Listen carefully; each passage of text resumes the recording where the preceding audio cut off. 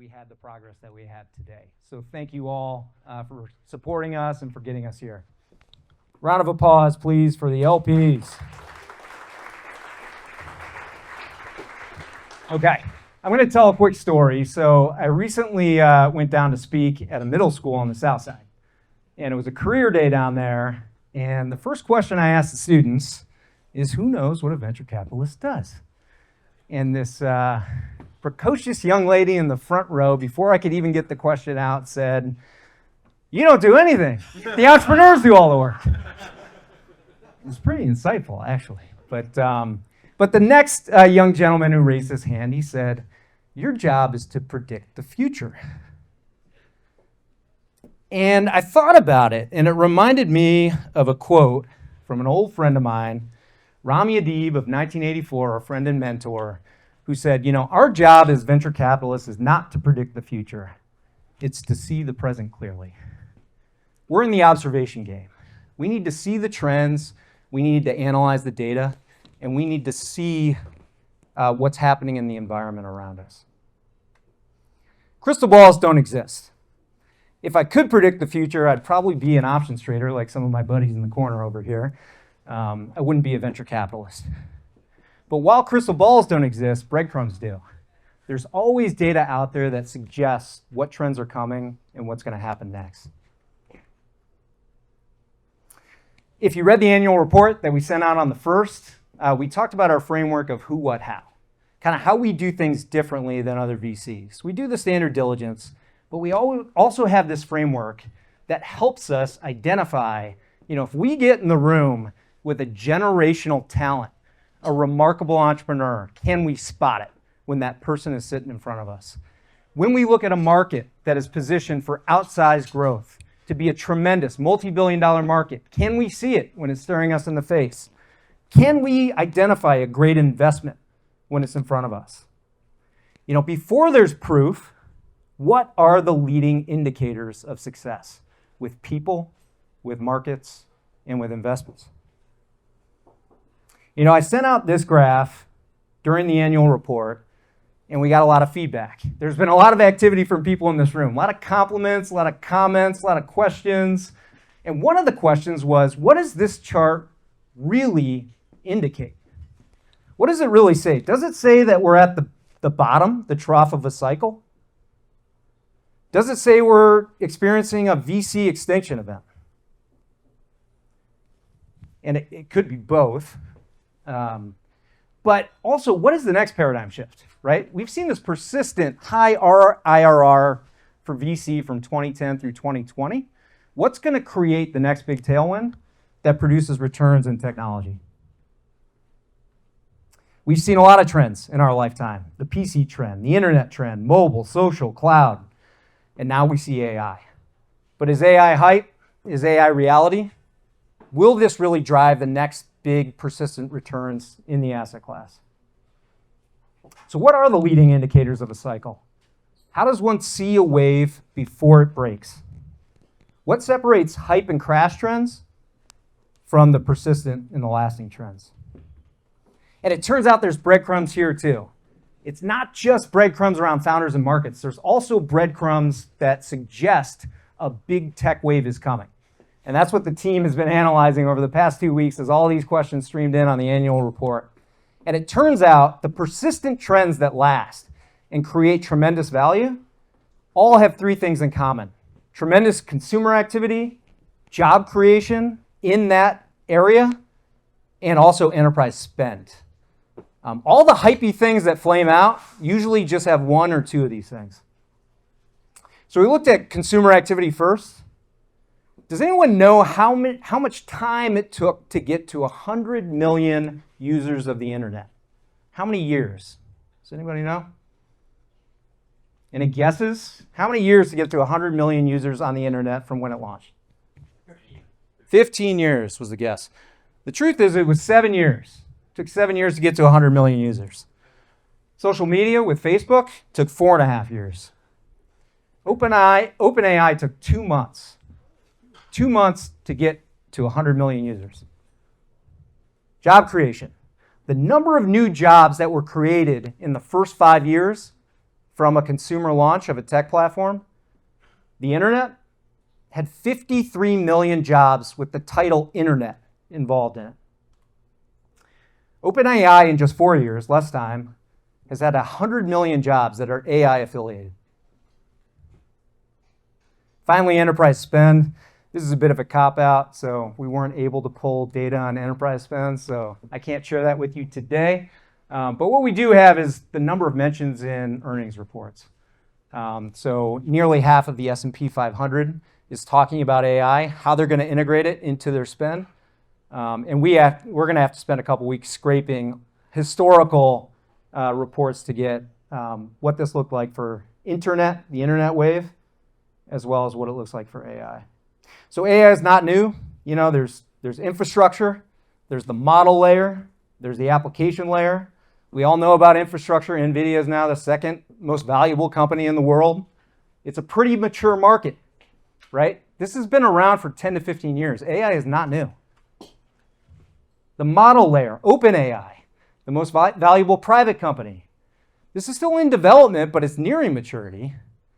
If you wanted to be a winner investing in the model layer, you had to do it 5 years ago. It's the application layer that's still nascent. All the Cambrian explosion that's happening right now in startups, and the majority of the value will accrue to this layer. There will be more players. It's not going to be oligopolies like the ones above it, but the majority of value will happen at this layer, and it's all happening right now. So like these previous tech waves, we're going to see all this value accrue to this application layer, and that's where the data resides. AI is only as powerful as the data behind it. So is it hype? Is it reality? It's probably a little bit of both. You know, there's a lot of garbage out there. There's a lot of compelling tech companies out there, but you got to know where to look, and you got to be able to see the breadcrumbs. So what's the job of a VC? You know, it's to see the present clearly. And now is the time. If we wait until it's obvious, it's going to be too late. Grab this. All right, we're going to wrap this up. I want to share a quote. Brad Gerstner, famous VC, shared a note that he received from his mother. He shared this publicly on her 88th birthday. I want to read this to you now. So this is from Martha on her 88th birthday. I was born on this day in 1936, right between the Great Depression and World War II. Times were tough. We didn't have much, but we shared what little we had. Does that sound bad? Nope. These have been the best 88 years possible to be alive. Sure, I've seen lots of bad stuff. Assassinations, bad politicians, and wars, lots of wars. But the good outweighs the bad by a long shot. Just think about what I've seen. The first TVs, the first commercial flights, the first computers, the first mobile phones, Google, and now even ChatGPT. The world has gotten better in almost every way. We live longer and healthier. We solve problems we could have never dreamed of, and we're all more connected. I wish people weren't so negative. Let me tell you the struggles of no food or housing in the Great Depression, or being shipped off to war at 18 knowing you wouldn't come home. That is hardship. But the truth is, I understand people feeling overwhelmed by all the hustle and bustle today. I too have a love-hate relationship with technology myself.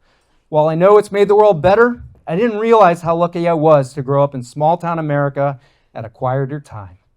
It was a simple life, long walks and card games, fewer friends, but you shared everything. So enjoy your technology, but never let it rob you of the personal touch. It's a tool to use. You should run it, don't let it run you. But never turn against progress, because without it, we go backward. And personally, I can't wait to see what comes next.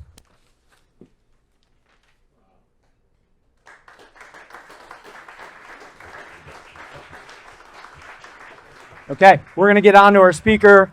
A couple messages from this. You know, one that came through for me from her note was gratitude. I'm really grateful for the connections in this room. Technology is great, but it all doesn't mean anything without relationships. Also, the inevitability of progress. It's coming. Technology will continue. You can't deny it. It's coming. Venture will be a way that value is captured, but you can't deny progress. And finally, the human connection piece. We're all here together. It's meaningful. We don't do this over Zoom for a reason. The human element in all these things is critical. And that brings up our next part of the presentation. So behind every great success is that who. We talked a lot about this who framework.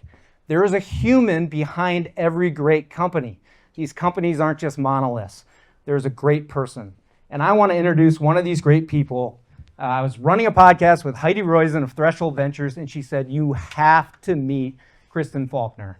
She left venture capital to start a brand new sport, a sport she hadn't done ever in her life, and she's trying to achieve great things. You know, VCs often come from athletics, or come from science, or come from great places, but rarely do you find a VC that enters a brand new sport later, you know, in the life of typical people that enter a sport. And with that, I want to introduce our special guest speaker, Kristen Faulkner. A fabulous setting for the start of this women's road race. 4-hour race covering almost 100 miles for Team USA number 33, Kristen Faulkner, who just started racing her bike less than a decade ago. She's now at the front of the bike race. Oh, what a compelling finish, and there goes Faulkner. There she goes. She launches the move up the left-hand side of the road. She is about to author the upset of a lifetime. And Kristen Faulkner in the shadow of the Eiffel Tower with a landmark U.S. gold medal in the women's road race.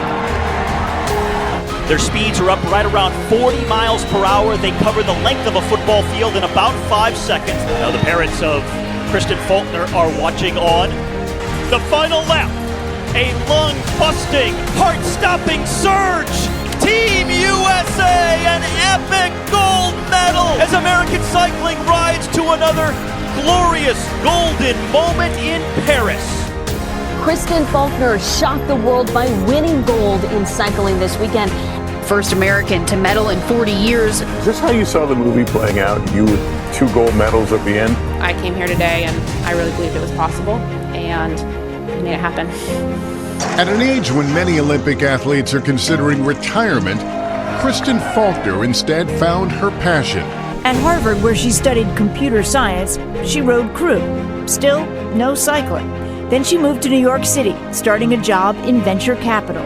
I still needed to have that outdoors fix that was such a big part of my life. She had a meteoric rise in the sport, quitting her job to race as a pro in Europe only a handful of years after cycling for the first time. There seems to be a moral to this story. It's never too late to pursue your dreams. I was in my late 20s when I became a professional cyclist, and I'm in my 30s at the Olympics. And so I definitely think if you are passionate about something and you're willing to work hard and take feedback and learn quickly, then it's never too late to start anything.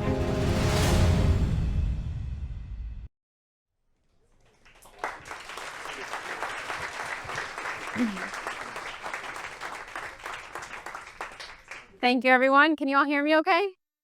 All right. If you can't hear me, just like, I don't know, raise your arm or something. It's funny actually being back here. I think I would not be speaking to a group of LPs and VCs if I had stayed in venture capital. So it's funny how life works out that way. So look, most people introduce me as a Harvard graduate, a former venture capitalist, and a professional cyclist. Can you still hear me? Okay. But the reality is I grew up in a place far removed from all of that. I am from a small fishing village in Alaska. I spent my summers hiking to glaciers, sleeping in log cabins with no running water or electricity. My hometown is known for fishing, fishermen, artists, and writers. I had never discovered computer science or venture capital until college. At Harvard, I spent my time bouncing between different social communities. I was part of the rowing team. I was part of the computer science nerds, the outdoorsy crowd, the aspiring entrepreneurs. And so I often felt like I was bridging multiple worlds at once. This was true in politics as well. Alaska is a very conservative state. Massachusetts is a very liberal state. So no matter what I believed, I was going to disagree with 50% of the people in my life. I learned from a young age what it means to have conviction in my ideas and trust myself. I also learned what it means to spend a lot of your time as an outsider. When I moved to New York City after college, there were more people on my square block than in my entire hometown. I definitely know what it feels like to be an outsider. But during my 4.5 years in venture capital, my background as an outsider actually became my greatest advantage. Growing up, I did not spend summers interning at tech startups or going to coding boot camps. Instead, I spent summers bussing tables at a restaurant, which was actually a promotion from cleaning toilets in the hotel, which I did for many summers. But that experience in the restaurant, it taught me a lot about the restaurant industry. And it also led me to source my first VC deal ever, which was Restaurant 365. At the time, a lot of VCs were really skeptical of the restaurant industry. It's fragmented, it's low margin, and most restaurants fail. But because I had spent so many summers in the restaurant industry, I understood exactly why this particular deal was special and why it was poised to succeed. Restaurant 365 was not a typical Silicon Valley story. It was founded by 3 Mormon friends in Southern California who had bootstrapped the company for about a decade as a services business. Most of my VC partners at the time expressed skepticism of the founder's background and experience. But I believe that as outsiders, they could be successful because I too was an outsider.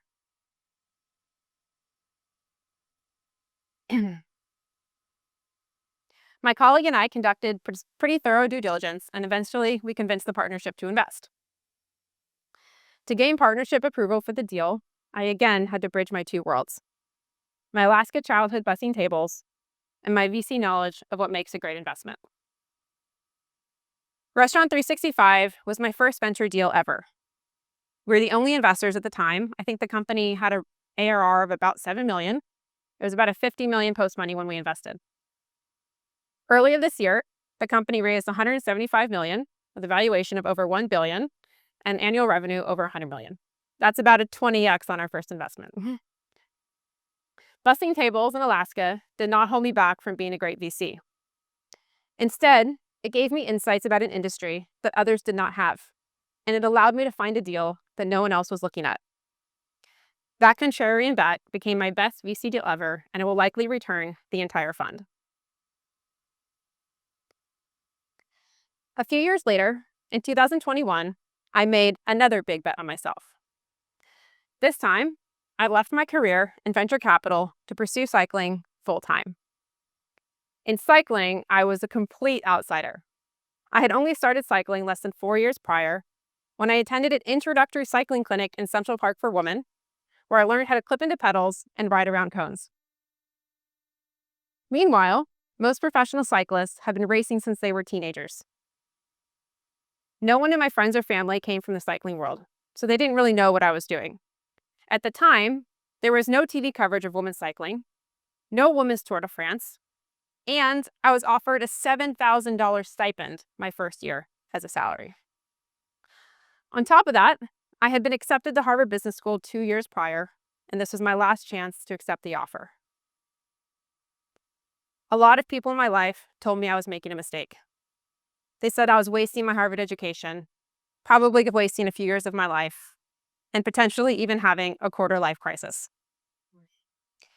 It was a really lonely experience at the time because so few people supported my decision. But I had a gut feeling I had to do this. So I packed my bags, I told Harvard Business School I would not be attending, and I moved to Girona, Spain, a place that I had never visited before. I had no friends, no connections, and I did not speak the language. I was very much in over my head. The only thing I had was a childhood dream to go to the Olympics and a year of savings to last me. I was willing to empty my bank account to make my dream happen. And if it didn't work out, I would go home, probably sleep on a friend's couch, knowing what rent was in San Francisco, and find my way back to a desk job. I was willing to risk it all, and I did risk it all.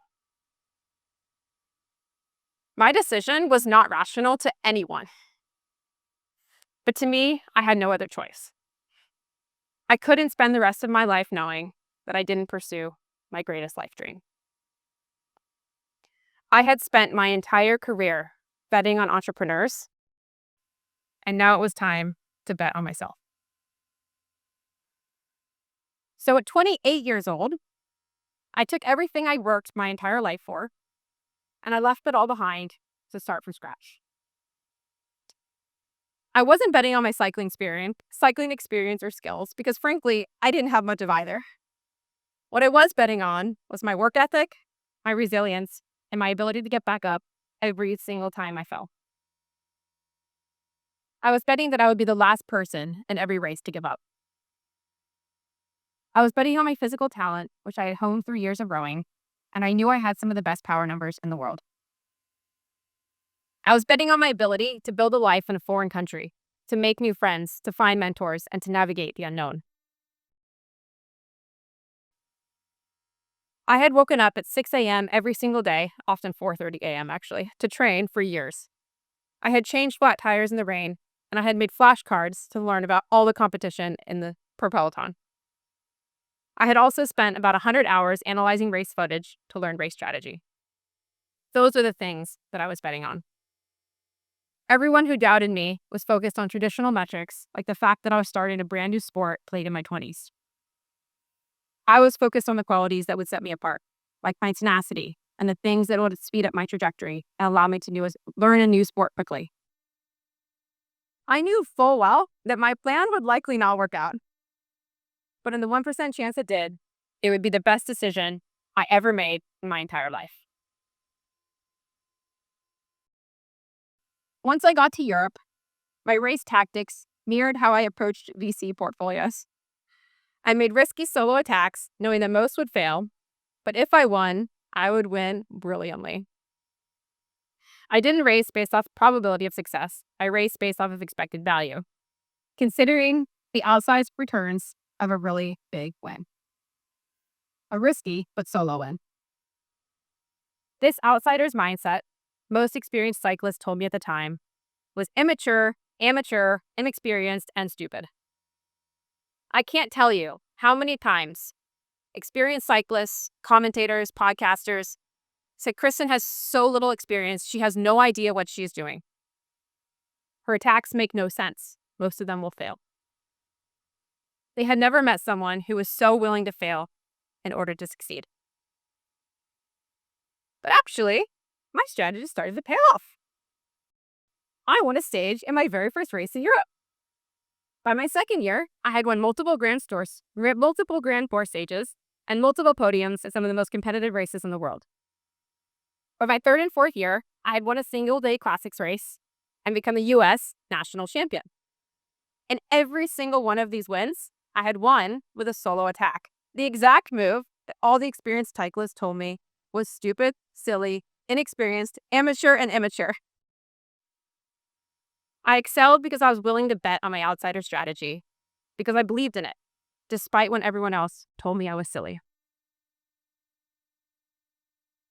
Earlier this year, I made another big bet on myself, except this time, the odds were stacked even higher against me.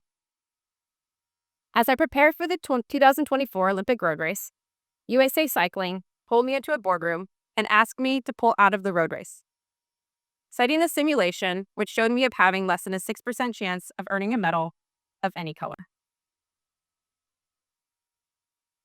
They wanted me to save myself for a race, which was 2 days later, where we actually had a pretty good shot of getting a medal.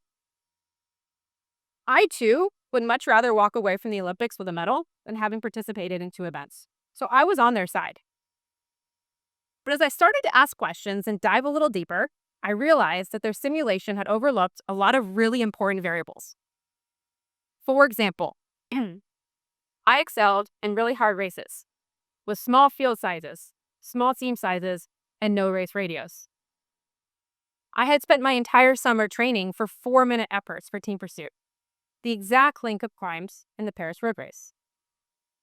I predicted that the race, given the team dynamics, would likely come down to a small group in the finale, and that the final straightaway under the Eiffel Tower would be the perfect launching ground for a solo attack, which happened to be my signature move.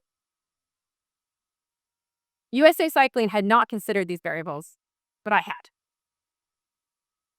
So I went back to USA Cycling and I said, I have a plan to win. And against their wishes, I'm going to race. I did the calculations and I had prepared. So when I lined up at that start line, I knew I was ready, even when they doubted me. During the race, there's a crash at the base of the first climb. I was positioned in the front because I had predicted that this would be the most important point of the race and the most dangerous. So I wanted to make sure I was in front of a crash if it happened. Next, my 4-minute effort came in handy as I surged up the climb and split the pack in two. As we came down to a small group in the finish, I attacked with a winning solo move under the Eiffel Tower. The race had gone exactly as I told USA Cycling it would go. I went on to win gold in the road race, becoming the first American woman in 40 years to do so.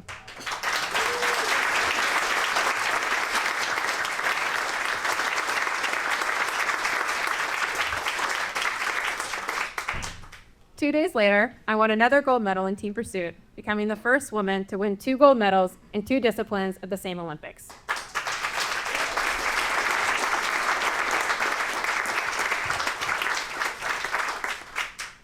Betting on ourselves is not about blind faith. It's about knowing what it takes to win and having a strategy to get there. When I approached the Olympics, it wasn't just about wanting to win. It was about doing the preparation that gave me the confidence I could win. USA Cycling was focused on the fact that America hadn't won the race in 40 years. I was focused on the specific nuances of this race and how that paired with my really unique racing style, preparation that summer, and race strategy. My experience as an outsider had taught me how to question existing methods, to stand up to convention, and to see opportunities that others overlooked. So what does it mean to bet on yourselves? For us in venture capital, it means evaluating potential where others see risk.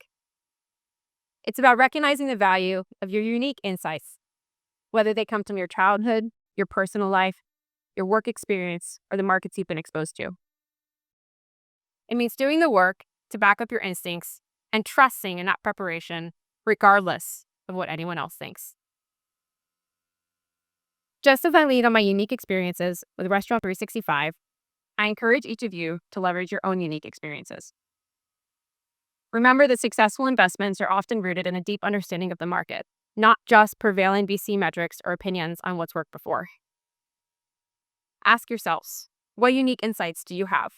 What experiences do you have that others don't? And how will that allow you to spot opportunities that others might overlook? Betting on ourselves is not just about having courage. It's about trusting the process and putting in the work. Every time I've been bet on myself, it's been grounded in preparation. When I lined up at the start line at the Olympics, I was confident because I had done more due diligence on that race than I did on a typical Series A startup. Throughout my life, my outsider perspective has drawn a lot of skepticism, over and over. But it's also been the reason for all my greatest successes, whether that's a great investment or 2 gold medals. As outsiders, we must learn how to bet on ourselves because oftentimes, other people won't bet on us. Our differences seem risky and uncertain and unfamiliar to them. But those differences are our greatest strengths because it's what allows us to see things that other people don't see. As VCs, our willingness to back entrepreneurs who think differently is what drives our entire industry. We have to think differently ourselves. Betting on yourself is also not arrogance. It's confidence that comes from the preparation you've done. When you do the work, you glean insights that turn your doubt into conviction. People might not understand your perspective, but that doesn't mean you're wrong.